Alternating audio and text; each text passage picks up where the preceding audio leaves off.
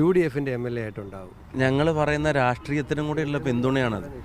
നിലവിൽ ഗവൺമെൻറ്റിനെതിരായിട്ടുള്ള ജനങ്ങൾക്കിടയിലുള്ള വികാരം കൂടിയാണത്. അതിപ്പം വ്യക്തിപരമായി മാത്രം സിനിമയിൽ ഓഫറുള്ളതാണ്. പുള്ളി അത് നിശ്ചയിച്ച് മാറി നിൽക്കുകയാണ്. സിനിമാ മേഖലയിലെ നിരവധി ചെറുപ്പക്കാരോട് ഒരുമിച്ചുള്ള അഭ്യർത്ഥന, അമ്മയുടെ അഭ്യർത്ഥന മാനിച്ചിട്ട് പറഞ്ഞില്ല, അവരെ ബുദ്ധിമുട്ടിക്കില്ല എന്ന് പറഞ്ഞ തീരുമാനം കടുത്ത തീരുമാനം പുള്ളി. പക്ഷെ അതിൻ്റെ ഒരു അഹങ്കാരമില്ല. ഞാൻ ഇൻ്റർവ്യൂവിൽ ചേരാൻ 2 മിനിറ്റ് വൈകി. അപ്പം ഇവിടെ നടന്ന ചർച്ച എന്താണെന്ന് ഏകദേശം എനിക്ക് ഊഹിക്കാം.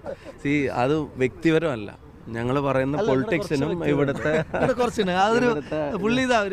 ഇവന്റെ കഴിഞ്ഞല്ലേ ഇവിടുത്തെ ജനങ്ങൾക്കിടയിൽ ഇപ്പം നമ്മൾ ജനവിരുദ്ധമായിട്ടുള്ള കാര്യങ്ങൾ നിരന്തരം പറഞ്ഞുകൊണ്ടിരിക്കുകയല്ലല്ലോ. ജനങ്ങളുടെ ശബ്ദമായിട്ട് മാറാൻ ഞങ്ങളുടെ പാർട്ടി മുന്നണിയും ഞങ്ങൾ പറയുന്ന പൊളിറ്റിക്സും ജനങ്ങൾ അക്സെപ്റ്റ് ചെയ്യുന്നുണ്ട്.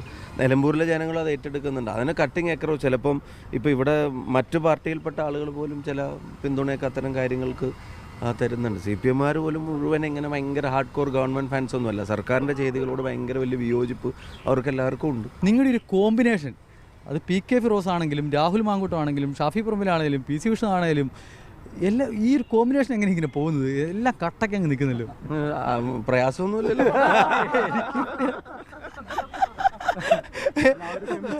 ആ ഒരു കെമിസ്ട്രി ഉണ്ട്. ഞങ്ങൾക്ക് തന്നെ അതിലൊരു വലിയ ആഹ്ലാദമുണ്ട്.